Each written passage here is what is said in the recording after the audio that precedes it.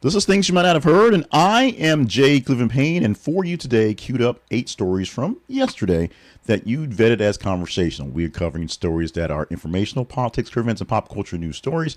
We're going to Mike Waltz, and we're going to get him over with pretty quickly. Also, DoorDash, which is a story that wasn't quite what I expected, and MAGA, which is not what you expect as well, plus 5 others headlines from yesterday that you said were cool to talk about. You want to find out how that happens? We'll explain that in a bit, but first, remind you that our website, with all the explanations of everything we do, is at thisistheconversationproject.com. All the details behind the scenes, and of course, comment with me, talk with me, chat with me at theconversationinbox@gmail.com. Today happens to be Wednesday, March 26, 2025, and we have these 8 stories here. No particular order as they're going to be presented to you, just the best way to tell a narrative and sometimes the best way to fit these things in there. We'll explain, like I said in a bit, how we picked these 8 stories particularly. Let's get into the headlines because we got a long way to go today. Starting off with the story that took off from, I guess, Sunday into Monday when we really found out about it. And it's just been blowing up all over. And it's been overtaking everything, including things that were normal being overtaken by it. And we finally have someone to point fingers at. And that's changed as well. The headline for the first story reads, Trump defends National Security Advisor Mike Waltz after leak, says he's learned a lesson. Now, happening happening on Monday, I should say, it was revealed that National Security Advisor Mike Waltz inadvertently added Jeffrey Goldberg, the editor chief at The Atlantic, to a Signal group chat where senior Trump officials were discussing sensitive military plans against strikes against the Houthis in Yemen. Now, what happened was Mr. Goldberg got on this chat. He started reading what was going on, didn't know what was happening, and then 2 hours later, the actual action went down. He thought he was being punked, but he realized that he somehow just got put on this chat unknowingly. On the chat were Vice President J.D. Vance, also Defense Secretary Pete Hegseth, who did most of the talking, Secretary of State Marco Rubio, and although she won't confirm it, Tulsi Gabbard was there, but she won't quite say what was going on. And this got to be a big deal coming up on Monday as the story was revealed. And then Tuesday, as there was already a hearing that had Gabbard and the new head of the FBI, Kash Patel, and folks online who were part of this little chit-chat. Kash Patel not, of course. It got basically turned into a what's going on in your department to grilling on this thing here. So the response came from Donald Trump, who after the couple days said, I didn't know much about it. I guess whatever. I guess they're using something called Signal. I guess you can use it, which apparently there are some actual statements where you can't use it for certain things. Trump basically defended Waltz, saying that he learned a lesson and described him as a good man.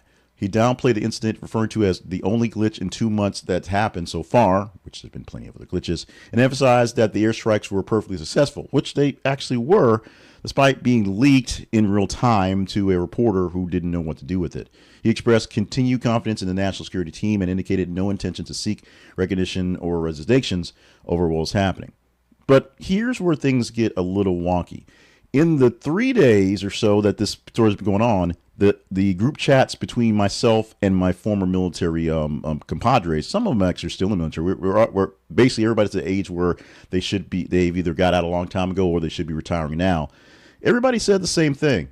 I would have gotten fired and court-martialed for something less than this, and these are the guys in charge.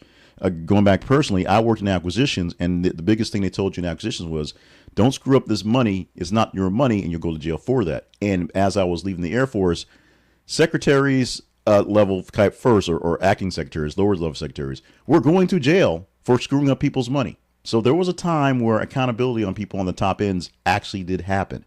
Here, it's not happening. Now, most of the blame at this point is going to Secretary Hegseth because he basically did all the talking in the chat.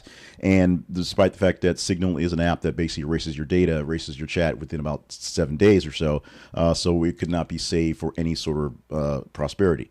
Now, maybe there are actual records online. There should be records online for the actual event that happened.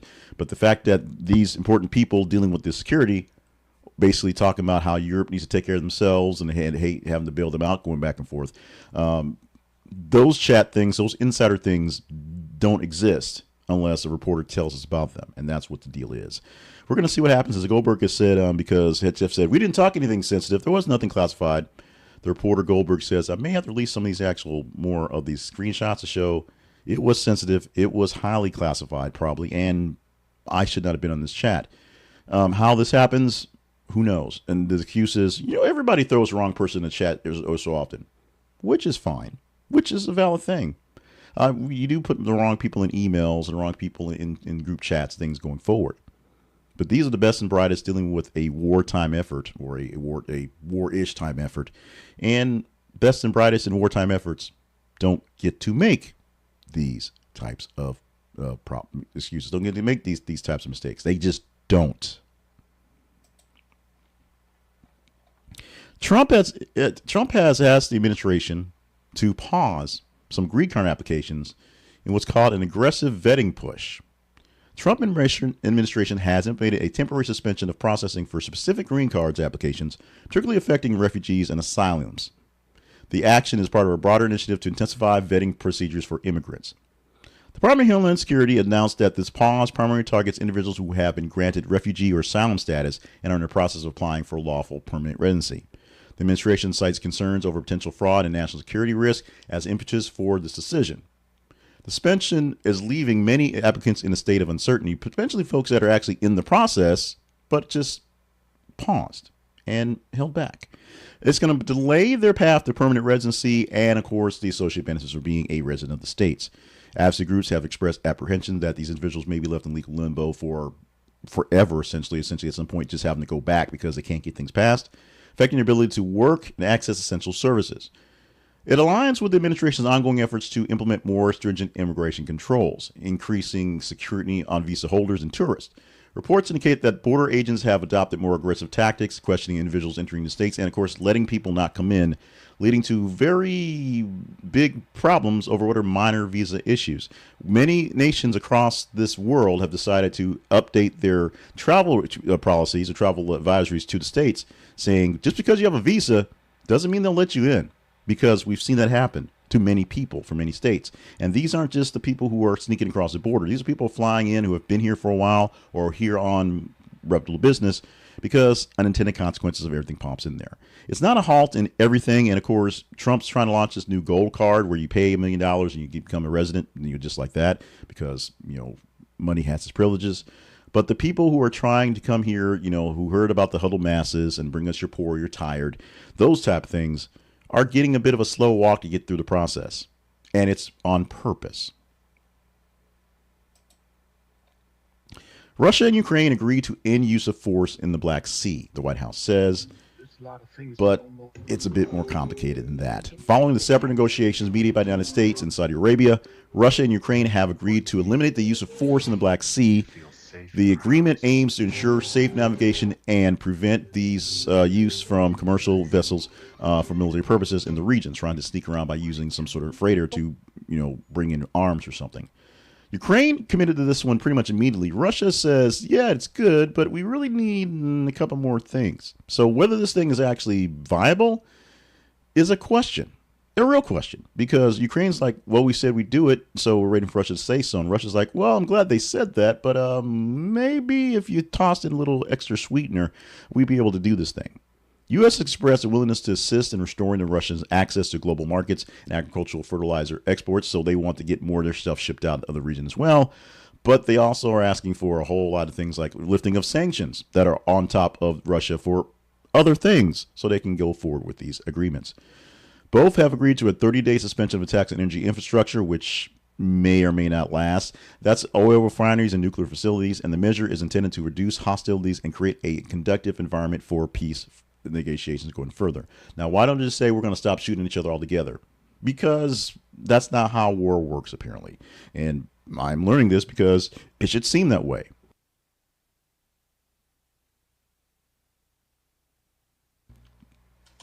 You don't have an overall aggressor who just overtakes everything and beats you down to a pulp, and then you just say, I surrender. There are reasons to keep pushing. Even if you surrender, there are always pockets of folks that don't want to quite give up. And so getting everyone to just sort of literally stop firing at each other, stop sending up drones, stop shooting, is a hard thing to do, to work towards a real ceasefire, to work towards a real, at this point, probably some sort of DMZ or an actual lasting peace and end of the conflict is hard to do. And agreeing to things that basically are, we're going to stop shooting at each other in these areas, and then one group not quite stopping shooting each other in these areas, it's probably one of the things that holds back some of these agreements. We're going to go to classics. And both Denzel Washington and Jake Gyllenhaal are classics, but they are doing a classics stage play, Othello, on Broadway, and they're breaking box office records for people wanting to see these two big bads go at each other. The production of Shakespeare's Othello on Broadway, starring Denzel Washington as Othello, Jake Gyllenhaal as Iago, has set a new record for non-musical play, grossing $2.8 million in 1 week. Tickets for the show have reached unprecedented prices, with some seats selling for as much as $921, just one seat, to see two bald men at this point, just sort of yell at each other in this very classic play. While production has achieved financial success, the reviews have been mixed. Some critics praise the performance of Washington and Gyllenhaal, noting their dynamic portrayal of the lead characters. Others say the aspects such as production's minimalist design and perceived lack of coherence. It's not exactly wearing crowns and walking around with swords. It's a bit more of a nuanced version of it, where people are dressed in modern dress. I once saw a production of Hamlet that was like that. That was basically set to look like it was England during World War II, where they were wearing military uniforms and just regular dress. And it was Hamlet, but it wasn't a skull in your hand to be or not to be. It was different, and it was interesting. I liked it. I enjoyed it because it was something that seemed like it was more intuitive to something I can understand. Some people thought they really wanted, flowery shirts and things like that. Ticket prices are going well. People want to see Denzel and Jake, so that's going on there. And they say they do good in the roles. It's just some of the aesthetics that seem a little odd. I'm pretty sure if the wife and I would go into Broadway, she'd want to see it regardless, and she would enjoy it because she's a Broadway thing. I like Othello, I like Shakespeare, and I like Denzel and Jake, so I think this is something I probably would enjoy. Some people, not quite enjoying it as much. Here's the part where we pause just a second from the news stories. You have 8 to give you. We promise you 8. 4 are done, 4 more to come, although 2 stories are kind of the same, so I'll give you that sort of warning on that level. But we also need you to help us out quite a bit, actually. We are trying to grow our news nerd nation, and you use the basic metric of our YouTube stats because they're the easiest ones and most easy to kind of decipher. We're at 1,995 viewers. Well, that's subscribers, I'd say. And we actually are there after losing a couple over the past couple of days. So we're basically wading the water at a even level. And we want to hit that 2,000 because if it breaks that threshold, it's easier to break the next threshold. We need your likes, your shares, your subscribes to get people to like, share, and subscribe to more stuff on all our platforms. Now, this video here comes to you on YouTube, also X and Facebook. So if you're an X or Facebook user and that's how you're getting this, we're glad for that. Make sure you like, share, and subscribe there as well. But when you like what you're seeing and what you're hearing and viewing in other venues, it tells the algorithm that this is something that's worthy of showing other folks, and they'll show it to other folks, and hopefully we'll grow it from there. It also tells me I'm picking the right stories, doing the right cadence, and not screwing up the words or mumbling very much, because sometimes I'm a little tired. This is, out of the 12 hours a day I work the other job, I have to find times for this one. And doing this, get them at 3 in the morning, do this every morning, does become a slog. So I appreciate all the likes I can get because that tells you you're liking it. If you know people who enjoy this type of news coverage, this type of commentary, share it with them directly so they can hopefully like and share and subscribe as well. We try to give you the straight facts, and we do offer up opinion and sort of nuance. That's there. It happens, and I don't mind it. And I definitely don't mind some of the conversations back and forth from people who do not agree with me, because it's fine. It's good. But we do this as, I think, a great service. So we're looking for you to share with other folks who are going to enjoy it or maybe want to hate watch and listen. That's okay as well. Now, we need you to subscribe to this in whatever it is you like to. We need more YouTube subscribers because right now YouTube is our main source, and it's also paying us. It's also the main source that's giving us some sort of revenue to keep this thing going, so I can ask you for less money. So YouTube subscriptions and more stuff going that way would be great. It costs you nothing extra. But if you're watching us on X or on Facebook, subscribe there as well so you get more of us in your feeds naturally. And if you're watching us in TikTok, subscribe as well. You can also subscribe to our audio podcast, which is basically this in audio form, and our email newsletter at our website. Go to the website, find those things there. But we need you to like, share, and subscribe to grow our news nerd nation. The next 2 stories are extremely similar because the first story, which we teased, and we'll tell you about that in just a minute, didn't quite play out the way I thought it would. And it's probably played out exactly as you thought it was as well, because it seemed like it was shocking. It's not exactly as shocking as it could be, but it does have influences. And ironically, the next story is essentially the same sort of deal. Now, DoorDash is introducing a buy now, pay later option for its fast food, which is raising concerns with the economy. So there's a BNPL, buy now, pay later option on DoorDash, which uses the financial technology Klarna to let you get a little bit of a loan, buy it on credit, which is fine because you do that with your credit card anyway when you buy it on credit cards. This allows you to split an order into full payments or 4 interest-free payments over installments. And you can defer payments to align with your paycheck schedule. So if you got a big party coming up and you want to pay DoorDash to bring you the stuff, you can go ahead and do that and split it up later on. Or if you're just hungry for a burger, you can do it and say, yeah, I'll pay for it later. Now, the problem is, yeah, you already do this with your credit cards. That's understandable, and you probably shouldn't anyway. But it's a concern of financial experts about essentially getting a small loan to buy fast food. Critics argue that applying this option to small recurrent expenses may encourage overspending and lead to increased consumer debt. Additional fees, potential late charges, and also things like that, which would make a modest food order go much, much more. We already know about the interest rates that go on your credit cards, what you pay for. This is exactly the same thing. Now, the food delivery is sparking widespread discussion on social media platforms where they have dubbed it a collateralized burrito obligations, essentially putting down a down payment for that fast food lunch, and parallels to complex financial institutions from the 2008 financial crisis. Basically, when you bought a home that you didn't have money for and it crashed, someone was left holding the bag, and then, Obama had to bail us out. So DoorDash is looking at this as integrating more technology into its technology and doing more things to add to what's going on. Food delivery services, so retail services, grocery goods, things that aren't so much just small and cheap. You can buy it on buy now, pay later, and then do it just like you do with a credit card. You do with a credit account. And Klarna is going to take good care of both parties because they do. That is what's happening. Rolling into the next story where this comes completely together, a firm has announced J.P. Morgan Chase merchants can now offer installment loans at checkout. Yes. J.P. Morgan Chase is offering installment loans at checkout facilities. The collaboration enables U.S. merchants utilizing J.P. Morgan's payment system for Affirm to use a flexible payment loan plans for customers at point of sale. So same thing applies. Through this agreement, consumers can access loans ranging from $35 to $30,000, repayment terms spanning from 30 days to 60 months. Flexibility allows customers to choose payment plans that best suit their financial situations, potentially enhancing their purchasing power for both everyday items and specific purchases. So here's the thing. Their rival, Klarna, of course, has a partnership with Walmart, which got out of this partnership with Affirm, and they are doing the same things. A lot of things you buy off of Walmart Plus or you buy them online also has the option for Affirm now, once Klarna, to basically do a low-term loan for basic items. The low level on it is kind of the bread and butter of these types of businesses, the buy now, pay later folks, because it's meant to be an alternative to credit cards and getting payday loans, things like that.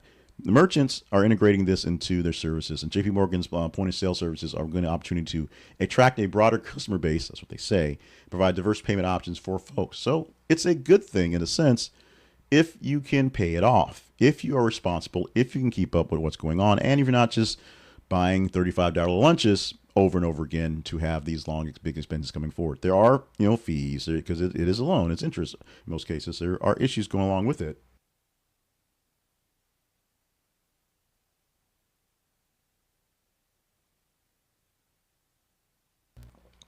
But what you're getting for this one is a bit of flexibility. If you're responsible, if you can take care of yourself, not a bad thing. If you're not so responsible and can't take yourself, it may become an issue. And that's what we're looking forward to, the future of commerce. Malcolm in the Middle is coming back, and many cast members have confirmed that they're coming back to this show. One member we knew who wasn't coming is coming back is the boy who once played Dewey. So, officially, Disney Plus announced the revival of the 2000 sitcom Malcolm in the Middle, reuniting much of the original cast. Frankie Muniz is back as Malcolm, Bryan Cranston, Jane Krasinski as the parents, Hal and Lois. Christopher Maston and Justin Benfield are returning as Francis and Reese, but the one brother gonna be, swapped out. Originally played by Eric Pursullivan, Dewey will be recast as Caleb Ellsworth Clark, making on the role going forward. Other new names coming in there and other folks coming back, replacing folks like that. Remember, Hal and Lois had extra kids, so they're replacing some other actors in those places as well, and sort of adding some folks in there, including Malcolm has a daughter apparently and a girlfriend popping in as brand new characters. The pilot of the new episodes will center around Malcolm and his daughter returning home for Hal and Lois's 40th wedding anniversary, igniting the family's characteristic dynamics. Production is scheduled to begin in Vancouver in April, and the release date not yet known, but it's on streaming, so they can put it out whenever they feel like it. Fans express excitement of the reunion because, nostalgia and we have no good ideas. Some voice disappointment that the recasting of Dewey is there. The biggest problem with that is Per Sullivan don't do acting no more, so he ain't going to be in it, period. He don't do it anymore. So they had to recast with somebody who looks shockingly a lot like him. The ears are like dead on there to make this go forward. It is what it is. So second Dewey as opposed to second Becky, although first Dewey is never coming back, is what you're going to have to deal with. Just do it, people. The new Malcolm in the Middle will focus on Malcolm, of course, but also a bit on his daughter, who's a lot like Malcolm, except different. We will see when production is wrapped up and we see the show on Disney Plus soon. Finally, a number 8 story for this morning. Greenlander's anti-MAGA hat goes viral as social media users rush to get one. If you're watching the full video, you're seeing what the hat says. Make America go away. It is MAGA. It does count, but it does count. The viral sensation hat, which is being put out there in response to the visit by Second Lady Usha Vance. Oh, by the way, JD Vance is coming too. A Greenlandic resident has created a red hat emblazoned with the phrase "Make America Go Away," added onto it the symbol that is a part of the flag for Greenland. "Make America go Great Again" is a slogan adopted by Donald Trump and his MAGA movement, people who are trying to take us back to a time where things were much more better.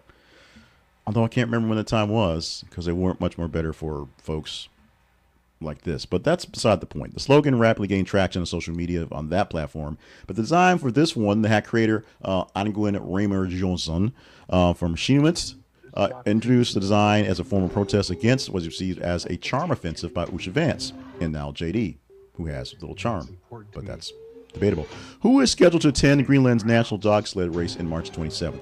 JD Vance is actually not going to the dog sled race. He's actually going to go visit some of the Space Force Guardians while they're there, just dealing with the actual work. So that's happening. But this is turning into more than just a happy visit. This is turning into more of a push to say, hey, nice little eye sleep haze you got here. It'd be great if it could stay that way. It'd be really tough if someone came in here and messed around with that stuff. But we could take good care of you guys and make sure that doesn't happen. Now, Raymer Johnson has urged fellow Greenlanders to avoid taking photos with the U.S. officials visiting, because that basically encourages them to come back and makes them think they want to be American. So a 52nd state after Canada, or when we rejoin the Commonwealth or something like that.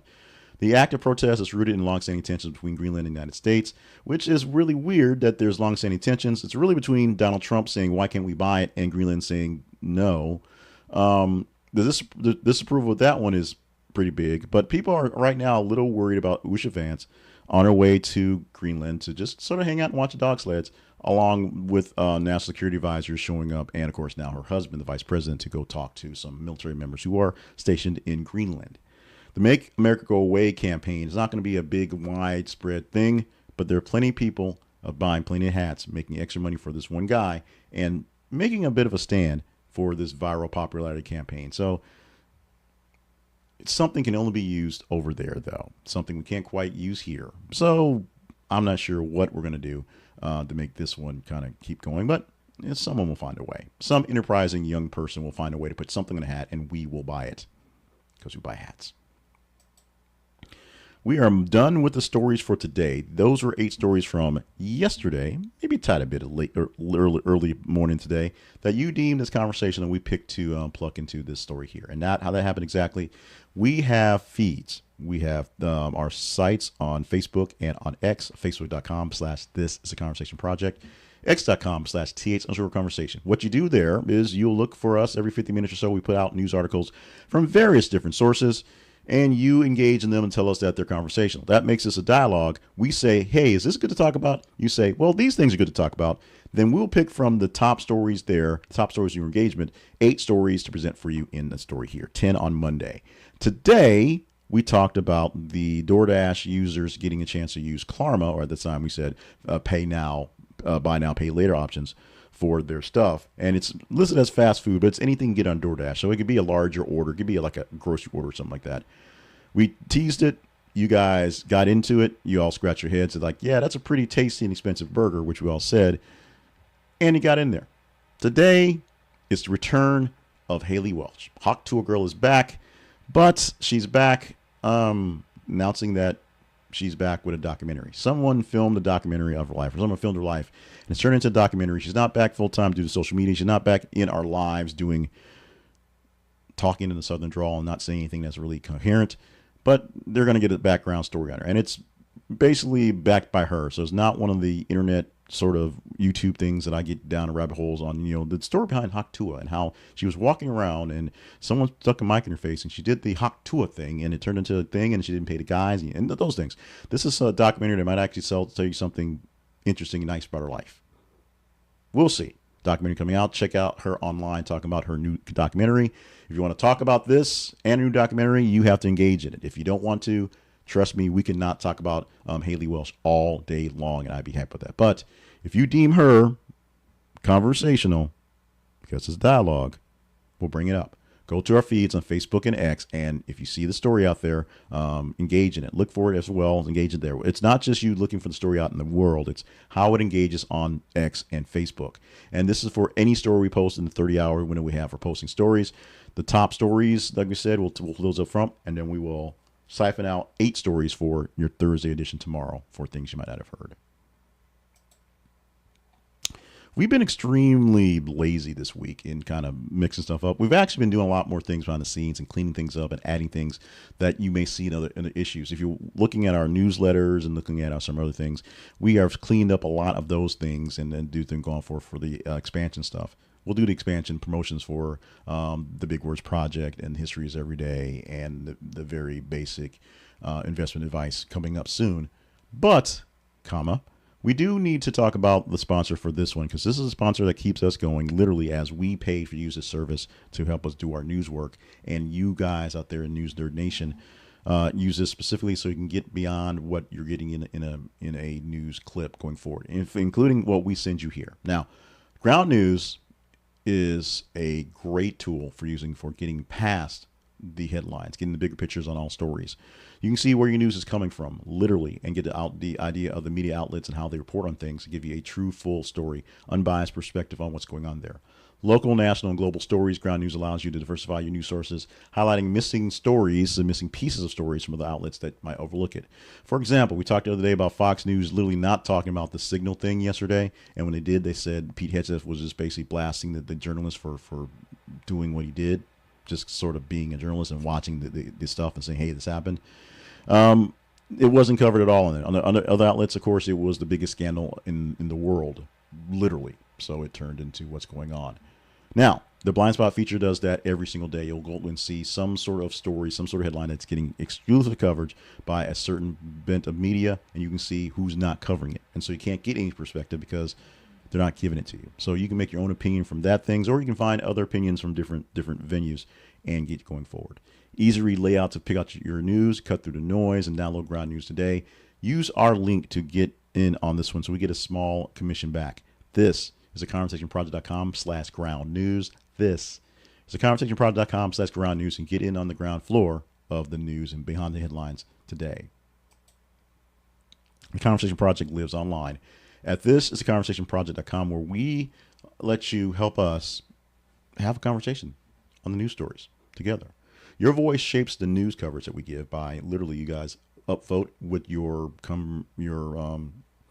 engagement with the news stories we post on what we talk about. Now, to get more detailed on what we do, go to our website, thisistheconversationproject.com. See more episodes of how we do things and how we've grown, sometimes how we've regressed, and you can give us your comments on how they're working on things by emailing us either, or emailing us via email address, theconversationinbox@gmail.com, or just replying to anything you see there online, our videos, our links, things like that. Consider being a partner. The partners page is there. Considering more of our sponsors, that's there as well. And of course, see our origin story, how we got to be where we are. We will do more of these things as we can. This is a labor that takes up a lot of time, a lot of energy. And so we are finding more ways to grow our News Nerd Nation and grow our funding base, if you will. But we need your support. So the biggest thing you can do to support us is make sure you're following us on the feeds and engaging, so we have lots of stories to get into, and sharing it with other folks so that we have more people to get into that one. The ad revenue is great, so that works out well. But if you want to directly help fund us, check out our sponsors, become a partner, or go to YouTube and join the membership part there. It's more or less like the partnership there.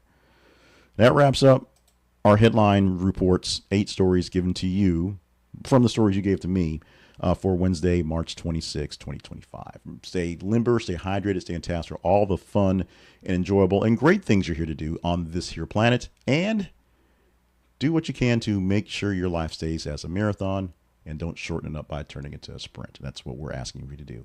Love you guys. Mean it so much. We have lots of things to do to get on the docket today. A lot of things going on. It's still spring break, so I still have to, half and half.